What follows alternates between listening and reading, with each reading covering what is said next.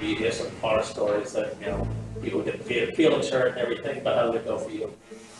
It wasn't a process I wanted to go through, but I understand that it's a business. When you go into that room, you don't say a word. My arbitrator started first, said all these great things. The arbitrator on their side, their job is to help the management side and to rip players. And hearing that you're not worthy of what you think you're worthy of, that was hard to hear. You don't forget what was said. I wrote them down, and I looked at them the other day, and I had a couple of check marks. My biggest knock was how I wasn't trustworthy in playoffs. Check. Check. That'll do it for me. All set on the Jeremy Swayman front. Take it easy, bud. Have a great career. So you're out. I wanted to be... So this whole process, I've been of the mind that I like Swayman. He's a good player. I side with players over management 99.9% of the time, 100% of the time in football, and most of the time in the other sports. And I was like, get Swayman done, get him a fair deal. And even though he's asking for 10, all right, it's negotiations. They offer 6 and change, whatever. If they land on 8, I think 8's fair. And we know that he has taken the arbitration thing personally. How do we know that? He won't shut up about it. He's nonstop. And how pathetic is this? It sounds awful when he's like, yeah, and then he's like, the arbiter is like, and it's their job. He even admits, like, it's their job to sort of say, like, why you're not worth, like, what you're asking for. Awful things about me. And then he's like, I wrote a list down, and I stare at it every night, and I look at it on the wall, and they said, not trustworthy in the playoffs. And I said, check.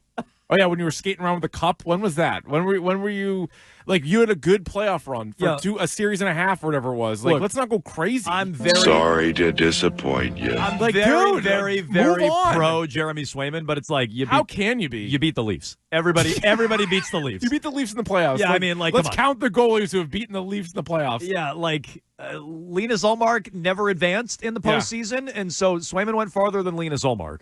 But, like, everybody beats the Leafs. It's just too sad sack for me. Enough. I'm still on his side, but that's hard to stomach. Okay, I'm with you on that. Too dull to be around. At least you can admit that. Yeah. That is a rough go. I'm like, come on, man. But, like, the Bruins have also been, like, real pissy and hard to defend on a bunch of stuff, too. No doubt. And if Cam Neely is wrong about the $64 million. Wow, we want him to take our $8 million, he didn't handle himself well. Yeah, like, okay, so I'm saying, so they're being bitches on both sides. Oh, yeah. Yeah. But, like, the Swayman stuff is ridiculous. Like, dude, you went to arbitration. Check. You told everybody, like, I didn't want to do it. Yeah. I wrote down the list of negatives they had. I beat the Leafs. Check. Yeah. I could see him, like, Steve Buscemi and Billy Madison scratching it off with lipstick. And then putting it on himself. And just be, like, going to sleep. Like, yeah, I don't love the sound of this guy. Also, does it sound like a guy who could just sign a deal and then move on and get it over with? No. Or does he hold on to that for the rest of his life? This is like... And trust me, part of me is pro holding a grudge, but it's like, dude, you got to get out there and you got to play. Yeah. And this is part of the business. This is part of the business you signed up for. You're a businessman. You also told us that. You went to Maine Business School with some of the most intellectual people in the world. And now you're coming back and you, on the one hand, acknowledge what an arbitration is and how it goes, and yet you're shocked that they had, like, counterpoints. Like, then the other side wouldn't be doing their job if they were just like, yeah, everything Jeremy's agent's saying is right. Let's go with this. Let's give him everything he wants. Yeah. That's not how it works. No, it's not. So that's it. Now, unfortunately, the Bruins decided to get Korpisalo as the fallback player, and he sucks out loud. He was not good last night in Quebec City. So I guess I'm a bussy or bust guy. Oh, bussy or bust? Bussy or bust. Oh, I like that. That's a new. I come up with a lot of these trendy hashtags. So you got ABB, anyone but Brissett. Yep. Don't break Drake. Don't break Drake. That was a good one. That's not how I feel, but that is something that people, like, half the audience enjoys. Yeah, that's Ken. And now I am bussy or bust because it can't be Korpisalo, and I'm a little sick of Swayman. B or B. Who's sick of Swayman? Did you see the sickest way? Did you? And I'm not the only one. That was basically the sign last night in Quebec City. Did you see the sign in Quebec City last night? Yeah. What did it say? $64 million or go home or something like that, or get out of here? Yeah. To which I said, I didn't know Cam went all the way to Quebec City last night. Yikes! Wow, I didn't realize Jeremy Jacobs bothered to drive to Quebec City. Hiding behind the sides, like, wait, was that Cam Neely? Like, cut away! Wow, Cam. But yeah, I mean, Jeremy Swayman is harder and harder to defend. I think he's a good goalie, but it's relentless with this stuff. What else did he have? Something else that he said? This doesn't help him. Okay, so I haven't heard this other one. So that was Jeremy Swayman on this Face Off special that's coming out on Prime, I think. Crying crying about being taken to arbitration or going to, he chose to take the team to arbitration. So going to arbitration. I shouldn't say being taken there. Going to arbitration, and the team said mean things about him and like, oh, you're not trustworthy in the playoffs, which, by the way, in his defense, they did only beat Toronto. I'm looking at some of the goalies Toronto has. All of them probably. Name a well, guy. it's been Vasilevsky. It was Swayman last year. It was Vasilevsky for a couple of years. All right. It was Carey Price. So, I mean, in fairness, they've run into some never good I'm going in reverse order here. Yep, Bobrovsky. I'm sorry, you're right. Bobrovsky was in there as well. You're off the force, Bobrovsky. So, yeah, you're right. You if you lose to the Leafs, you're definitely off the force. Yeah. There's no doubt about it. But he did lead the postseason in save percentage last year. Oh, he was good. 933. No, there's no doubt. He was So, very like, good. you know, and his overall numbers in the playoffs are pretty good as well. Yeah. You know, you look at it, he's losing record 9-10. But he's a 922 save percentage, 238 goals against. Last year's 215 and 933, that 933. Oh, yeah, no, he was good in the playoffs, but it's also like, check. It's like, check. You lost in the second round. And it's not your fault. I beat the choking Leafs. Like, you needed more help, but I feel like a more resounding check mark might be like a Stanley Cup appearance. The Leafs haven't won a Stanley Cup since 1967. Yeah. Check. They didn't even start you every game. They've been out of the first round in the postseason once since 2004, and that was 2 years ago in 2023. So, like, not a check mark. So anyway, that was one thing that he said on Prime. What was the other line here, Nick? So after Game 6, when everybody was chanting his name, he kind of took in the moment. I was just thinking about that jersey, like, is it the last time? You know, that's when I was like, whoa. And, like, you're skating around the garden, you're looking up, and you're hearing your name chanted, and it's like, whoa, like.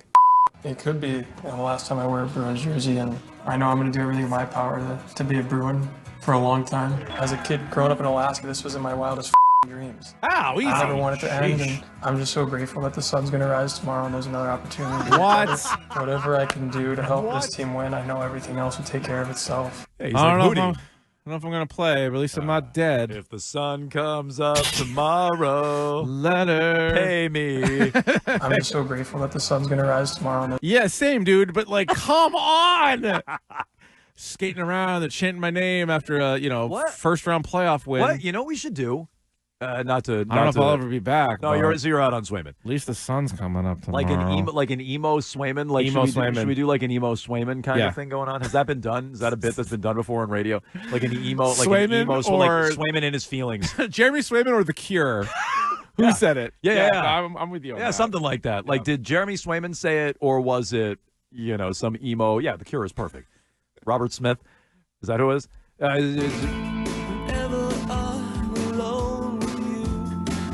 Sounds a lot like Jeremy Swayman.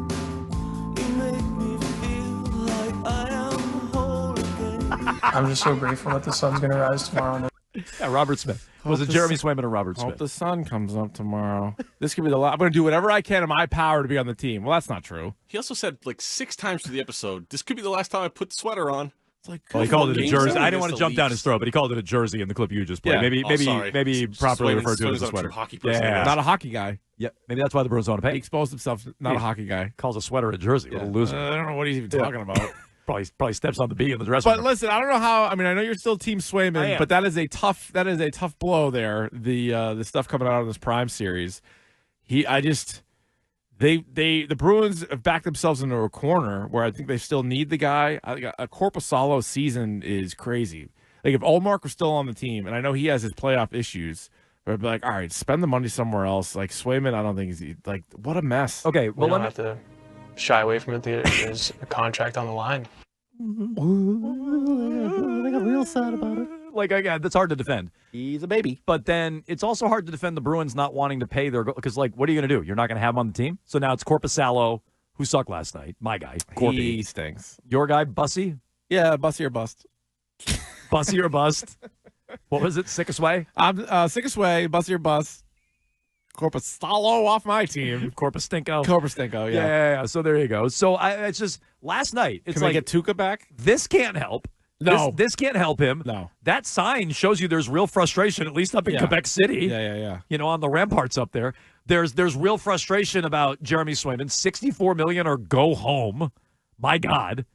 And he's not even there. They were showing it to Corpus Alley. He's not even there. Who are you showing that But sign it's also to? like, all right, he says he's going to do whatever is in his power to be back on the team. And if they really offered him 8 years, $64 million, it feels like in a vacuum, that's a very fair deal. And he's letting everything else bother him. Like, he's like, the fact that it's taken this long is bothering him. So, like, the end result. So, it's like, if you're fighting for even a contract in your, and I hate these comparisons, but let's say you're fighting for a contract in your own job somewhere, and the way it goes is so horrible, but then ultimately you get what you were hoping at the end of it. Like, don't you just suck it up and take it? Like, you're still annoyed, but you're like, at the end of the day, 8 years, $8 million per season.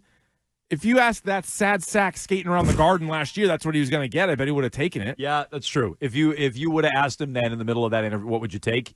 He probably like, hey, not only is the Sun coming up tomorrow, Jeremy, but there's going to be $8 million per season attached to it. Well, that was before he beat the Maple Leafs, though. That's true. Check. Advantage Swayman. Not really.